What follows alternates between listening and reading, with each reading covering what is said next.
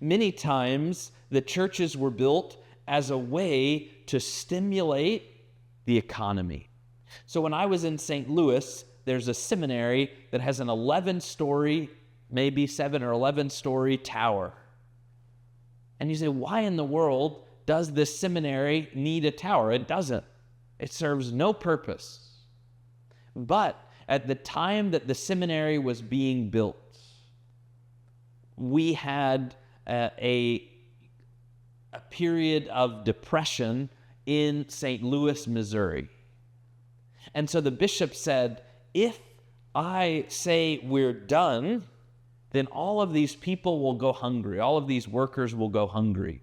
So rather than saying that we're done, I want them to use their time to become artists. I want them to use their time to make something beautiful, even though it doesn't necessarily serve a purpose.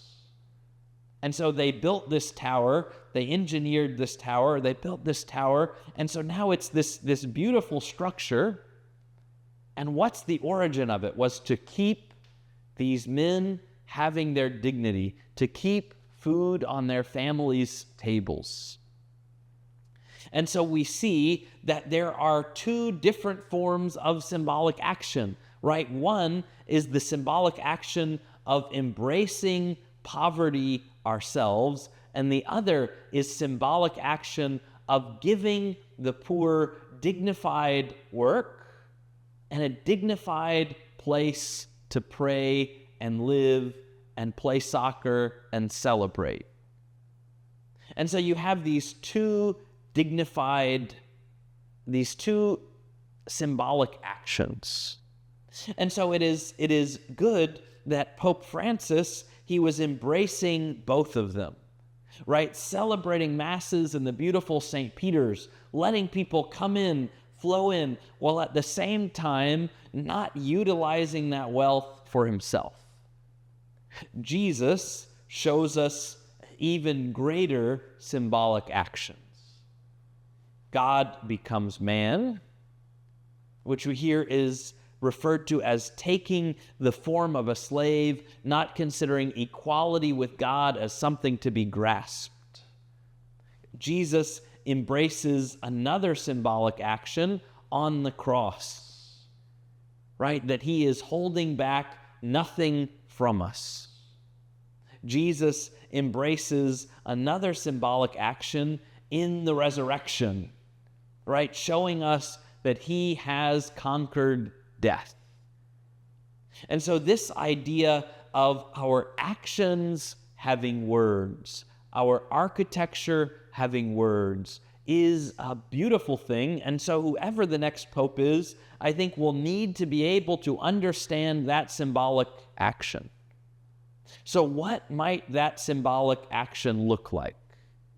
Right? What areas besides the beauty of churches showing us the beauty of human dignity and the preference for the poor showing us that it is the poor and not the rich who have God's preference, right? What is another symbolic action that we could do? Well, this would revolve around various scandals, right? If there have been financial scandals, to be able to come and address those out in the open, to shine light and transparency. If it is the sexual abuse scandals, to be able to bring those more and more into the light, to be able to bring healing, to be able to show more and more that the church does not want to have anything to do with violence.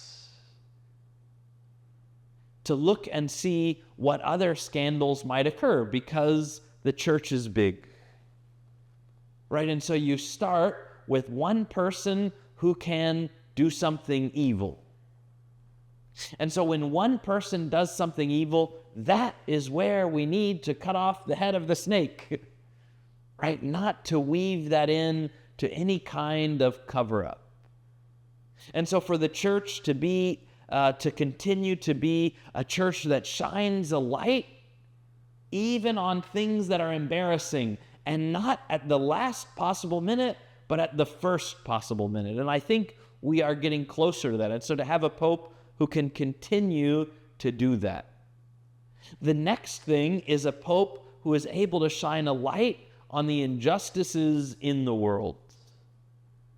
Whether it's injustices of the invasion of a country, injustices of bombing civilian populations, injustices of oppression of minorities or those without power, right? We have to see the church as a voice speaking for those in need, speaking truth to power. Because the Pope has a unique place to do that, and the church has a unique place to do that.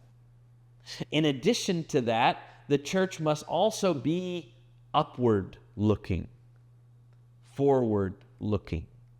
So able to help the world, which is focused on the present, which is good, to also remember the future, both our earthly future and our eternal future. It is good to pray that we will have the Pope that God intends.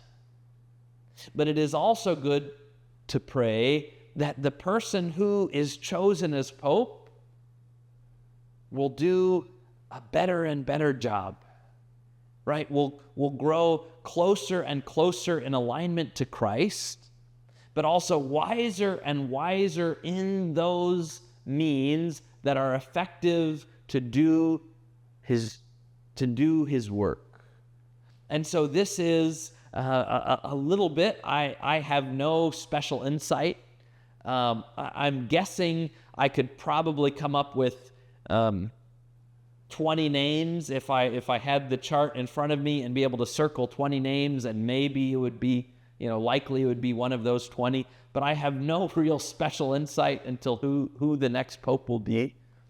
But to just outline a little bit of what I think the next pope will need to continue to do, where he'll need to grow, and which direction the church will go in.